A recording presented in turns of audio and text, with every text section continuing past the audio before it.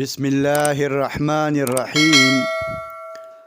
حضرت عوف ابن مالک رضی اللہ تعالیٰ عنہ فرمائی چې مونږه په یو سفر کې د جناب رسول الله صلی الله علیه وسلم سره شریکو. سفرم کو د شپې په اخره حصہ کې نبی علیہ الصلوۃ والسلام پړاو واچو او د دمې د پاره ټول ملګری کېناستل.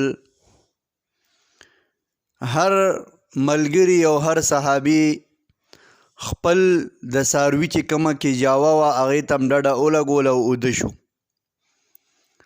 آرام هم کو. عوف ابن مالک رضی الله تعالی عنہ فرمایي زما سترګې کولو شوې چې مې کتل د پیغمبر علیه الصلاۃ والسلام بستره او ځای خالي و، نبی علیه الصلاۃ والسلام نو. غبراهټ او یارې سره راویښ شوم، را پاسېدم. ما وی چې پیغمبر علیه السلام څه شو؟ یو خوا بل خوا مې کتل، ګرځېدم. نبی علیه السلام خوا و شا کې نه و. څه ګورم چې معاذ ابن جبل او ابو موسی اشعري رضی الله تعالی عنهما دواړه مخې له راله او هغوی په دکه غرض باندې ګرځېدل را ګرځېدل چې نبی علیه الصلاۃ والسلام د خپل ځای نه چرته تللی دی، چرته خدای مکه دشمن ورته نقصان نی رسولی.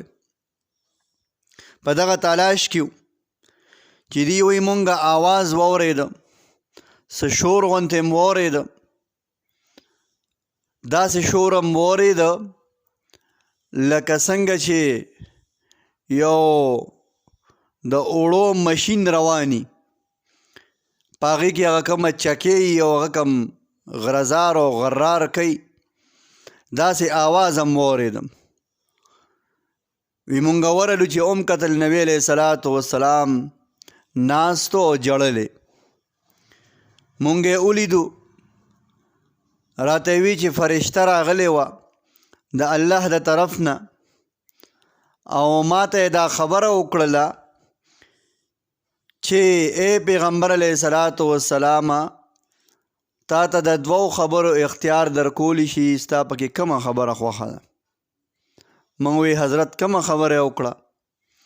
وی الله جل شانه فرمایي چې یا خو به ستا ټول امت معاف کم، نیم امت به دې معاف کم، نیم امت به دې دوزخ ته لاړ شي او نیم به دله معاف کم، او یا به تاله د شفاعت او د سفارش اختیار درکم. د دوو خبرو کې د کومه خبره خوښه ده؟ نبی علیه الصلاۃ والسلام فرمایي ما ورته ووی چې د شفاعت او د سفارش اختیار راله راکه، ای باری تعالی ما ته اجازت وکړه چې زه په ورځ د قیامت باندې د خپل امت سفارش او شفاعت وکړم. صحابي فرمایي عوف ابن مالک رضی الله تعالی عنہ ما نبی علیه الصلاۃ والسلام ته وی چې حضرت مونږ هم په هغه شفاعت کوونکو کې شامل که چې په ورځ د قیامت ته زمونږ هم چې کوم دی شفاعت وکړي. نبی علیه الصلاۃ والسلام وفرمایل ته خو په هغې کې شامل یې. لہذا پیغمبر علیه الصلاۃ والسلام وفرمایل ای زما صحابو په تاسو حاضرینو کې ټول خبره، ټول د دې خبرې ګواه اوسئ چې زما په امت کې هر هغه کس چې په داسې حال کې مړ شي چې لا اله الا الله اقرار کوي، د الله سره شریک نه جوړوي او د لا اله الا الله محمد رسول الله د لاندې ژوند تیری، زه به د هغه شفاعت کوم.